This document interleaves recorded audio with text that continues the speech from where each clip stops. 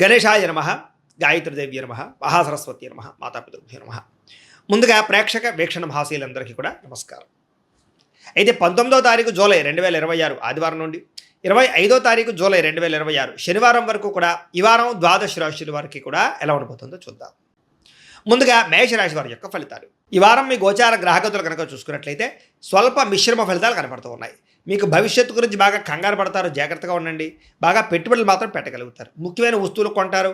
కుటుంబం కోసం కానీ పిల్లల కోసం కానీ బాగా ఖర్చులు పెట్టే అవకాశం కనపడుతుంది.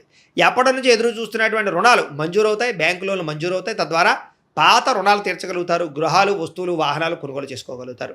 నిరుద్యోగులకి దూర ప్రాంతాల్లోనే ఉద్యోగ అవకాశాలు ఉన్నాయి కాబట్టి జాగ్రత్త పడండి. ప్రభుత్వ ఉద్యోగస్తులకి ఉద్యోగపరంగా ఒత్తిడి బాగా ఎక్కువ కనపడుతుంది, కంగారు పడకండి. ప్రైవేటు ఉద్యోగస్తులకి తోటి ఉద్యోగస్తులతో సఖ్యత ఏర్పడుతుందని చెప్పచ్చు. అయితే పనితీరు మాత్రం కొంచెం ఇబ్బంది పెడుతుంది మిమ్మల్ని. అధికారులు మాత్రం మిమ్మల్ని మెచ్చుకుంటారు. ఆస్తి వివాదాలు పరిష్కారాలు అవుతాయి. ఎప్పటి నుంచో తీరని కోరికలు నెరవేరుతాయి.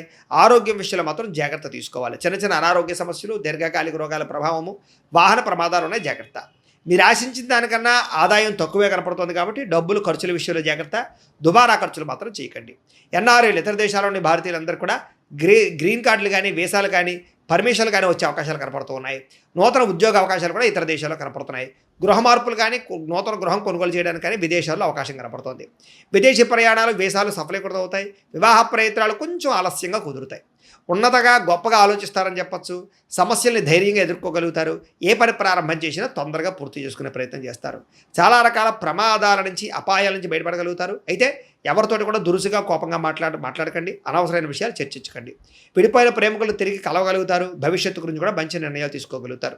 సమయానికి అవసరమైన డబ్బులకు అందడంతో పాటుగా అనుకున్న పనులన్నీ కూడా పూర్తి చేసుకోగలుగుతారు. అయితే ఆహారపు అలవాట్లలో మార్పు తీసుకురావడం కానీ, వ్యాయామం పట్ల ఆసక్తి పెంచుకోవడం కానీ మంచిది. భార్యాభర్తల మధ్య మైత్రి, కలయికలు, అనుబంధం ఏర్పడుతోంది. కుటుంబ సమస్యలు పరిష్కరించుకోగలుగుతారు. ప్రేమించిన వాళ్ళ కోసం బాగా తాపత్రయపడతారు, కృషి చేస్తారు. వాళ్ళతో సంతోషంగా కాలం గడుపుతారు. అయితే పరపురుష పరస్త్రీ వ్యామోహాలు, శారీరక వాంఛలు, కోరికలు పెరిగిపోతున్నాయి. అనవసరమైన వస్తువులు కొనుగోలు చేసే అవకాశాలు ఉన్నాయి, జాగ్రత్తగా ఉండండి. విద్యార్థులకి స్కూళ్ళలో కానీ, కాలేజీలో కానీ శ్రద్ధ పెట్టలేకపోవడము, చదువు పట్ల ఆసక్తి తగ్గే అవకాశం ఉంది. చెడు స్నేహితులకు దూరంగా ఉండండి. విదేశాల్లో చదువుకున్న వారికి మాత్రం మంచి అవకాశాలు రాబోతున్నాయి. చదువు పట్ల ఆసక్తి పెంచుకోండి. ఇక ఉద్యోగస్తులకి ఉద్యోగపరంగా ఎదుగుదల, అలాగే చేసేటటువంటి పని పట్ల శ్రద్ధ, అలాగే అధికారికపరమైన మన్నన పొందగలుగుతారు. స్త్రీలకి ఇరుగు పొరుగు వారితో స్నేహం, అలాగే భర్తతో సౌఖ్యము, కుటుంబ వివాదాల పరిష్కారము, కుటుంబ గౌరవం కనపడుతుంది. వ్యాపారస్తులకి చిన్న చిన్న వ్యాపారాలు పెట్టేవారికి, చిన్న చిన్న పరిశ్రమలు పెట్టేవారికి లాభాలు కనపడుతున్నాయి. వ్యాపారపరంగా సొంత నిర్ణయాలు తీసుకోగలుగుతారు. నష్టాలు భర్తీ చేసుకోగలుగుతారు. వ్యాపార లాభాలు పొందగలుగుతారు. ఏదేమైనా కూడా అనుకూలమైన వాతావరణం కనపడుతుంది కాబట్టి కాలాన్ని సద్వినియోగపరచుకోవాల్సిందిగా తెలియజేస్తూ, అయితే ప్రేక్షకులకి ముఖ్యంగా మనకి ఏమిటయ్యా అన్నట్లయితే కనుక ఇప్పటిదాకా మేము చెప్పినటువంటి ఈ ఫలితాలన్నీ కూడా గోచార ఫలితాలు. అంటే ఈ రాశిలో ఉండేటటువంటి కోట్ల మంది అందరికీ వర్తిస్తాయి. కాబట్టి ఆ రకంగా వినే ప్రయత్నాన్ని చేయండి.